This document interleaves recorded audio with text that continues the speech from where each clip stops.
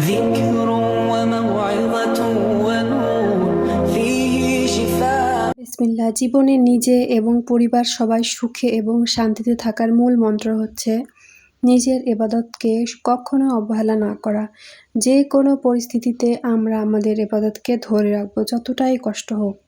তো আজকের ভিডিওতে আমি কিছু সিক্রেটস আপনাদের সাথে শেয়ার করব ইনশাআল্লাহ। তো ফার্স্ট হচ্ছে, আমাদের ইবাদতকে কখনোই অবহেলা করা উচিত না।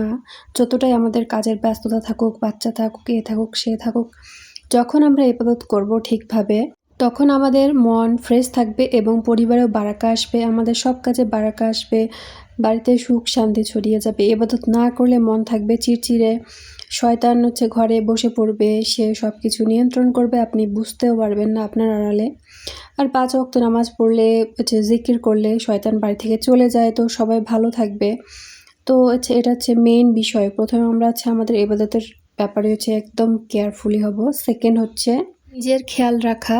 আমাদের সবার প্রথমে নিজের খেয়াল রাখতে হবে, নিজের ড্রেসিং সেন্স, নিজেকে সুন্দর রাখতে হবে, নিজের হেলথের খেয়াল রাখতে হবে। কেননা আমাদের পরিবারের জন্য, আমাদের বাচ্চার জন্য আমাদেরকেও ঠিক থাকতে হবে। আপনি যদি অসুস্থ থাকেন, সব থেকে বেশি প্রবলেম হয় আপনার নিজের আর আপনার একদম কাছের লোকগুলোর। তো নিজের খেয়াল রাখবেন। থার্ড নাম্বারে হচ্ছে, কখনো কখনো বাইরের কেউ এসে আমাদেরকে কোনো কথা শুনিয়ে যায় এবং আমরা সেটা নিয়ে এত ভাবতে থাকি যে আমাদের নিজের মাথা প্রথমে খারাপ করে ফেলি, পরে পুরো ফ্যামিলির সাথে সেটা ভোগ করতে হয় এবং বাড়িতে চলতে থাকে অশান্তি, মানে সব কিছু খারাপ হয়ে যায়। আর যে অশান্তি সৃষ্টি করে যায় তার কোনো যায় আসে না। সে এক সাইডে বসে সব কিছুর মজা নিতে থাকে, তার কোনো যায়ই আসে না, কারণ সে চায় সংসারে অশান্তি লাগুক এবং সব কিছু শেষ হয়ে যাক।